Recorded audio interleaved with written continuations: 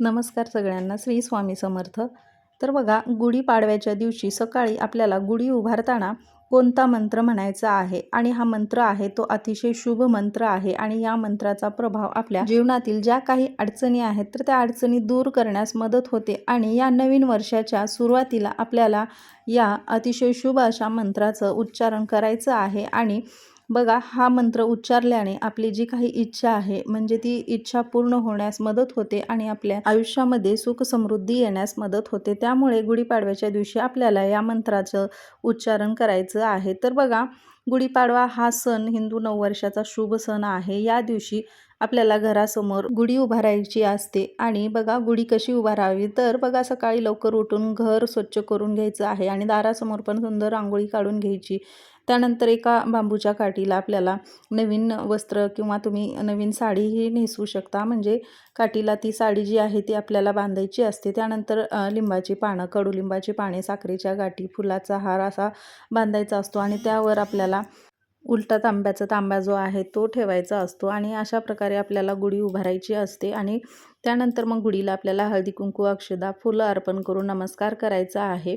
आणि या पद्धतीने गुढी उभारल्यानंतर मग आपल्याला या मंत्राचं उच्चारण करायचं आहे. तर बघा, गुढीपाडवा हा हिंदू नववर्षाचा शुभ सण आहे आणि या दिवशी घरासमोर गुढी उभारताना भगवान श्रीराम, ब्रह्मदेव आणि विजयाचे प्रतीक म्हणून पूजा केली जाते. तर बघा, गुढी उभारताना मंत्र म्हणणे पण अतिशय शुभ मानले जाते. त्यामुळे आपल्याला हा मंत्र म्हणायचा आहे. तर आज मी 2 मंत्र सांगणार आहे तुम्हाला. तर बघा, पहिला मंत्र आहे ब्रह्मध्वज नमस्तेस्तु सर्वाभीष्ट फलप्रद प्राप्तिसीनं संवत्सरे नित्यं मंगलम कुर्मे सदा. तर हा जो मंत्र आहे तो हा पहिला मंत्र आहे. तर या मंत्राचा अर्थ असा होतो, हे ब्रह्मध्वजा म्हणजे गुढी. तर बघा, हे ब्रह्मध्वजा तू सर्व इच्छित फळ देणारी आहेस. तर या नवीन वर्षात मला नेहमी मंगल आणि शुभ फल दे. म्हणून अशी सगळ्यांनी, तुमच्या घरातल्या सगळ्यांनी जरी हा मंत्र म्हणला तरी खूप अतिशय शुभ आहे. त्यामुळे तुमच्या घरातल्या सगळ्यांनी हा मंत्र 1 वेळेस म्हणला, 2 वेळेस म्हणला किंवा तुम्ही 11 वेळेसही म्हणू शकता. तर हा मंत्र तुम्हाला सकाळी गुढी उभारतानाच उच्चारायचा आहे. तर हा मंत्र उच्चारल्याने तुमच्या ज्या काही इच्छा आहेत त्या इच्छा पूर्ण होण्यास मदत होते. त्यानंतर बघा, नवीन वर्षाची सुरुवात जी आहे ती चांगली होण्यासाठी आपल्याला हा मंत्र उच्चारायचा आहे. म्हणजे आपल्याला हा मंत्र जो आहे तो 11 वेळेस म्हणायचा आहे. तर त्यानंतर सगळ्यात सोपा असा मंत्र जो आहे तो दुसरा मंत्र आहे. तर दुसरा मंत्र असा आहे ओम ब्रह्मध्वजाय नमः. तर बघा, ओम ब्रह्मध्वजाय नमः हा मंत्र तर खूपच छोटा आणि सोपा पण आहे. त्यामुळे तुम्ही हा मंत्र 11 वेळेस जरी म्हणला तरी चालेल.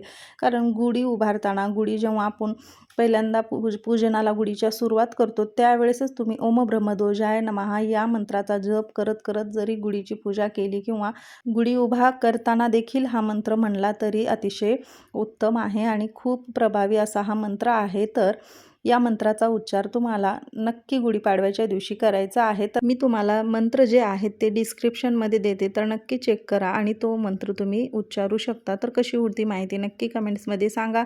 आणि गुढीपाडव्याविषयीची डिटेल माहिती, त्यानंतर शुभ मुहूर्त, नैवेद्य कोणता दाखवायचा याबद्दल पण डिटेल व्हिडिओ बनवला आहे. तर तो पण मी माझ्या चॅनलवर अपलोड केला आहे. तर तो पण एक वेळेस चेक करा. तर व्हिडिओ कसा वाटला नक्की कमेंट्समध्ये सांगा. माहिती आवडली तर व्हिडिओला लाईक करा.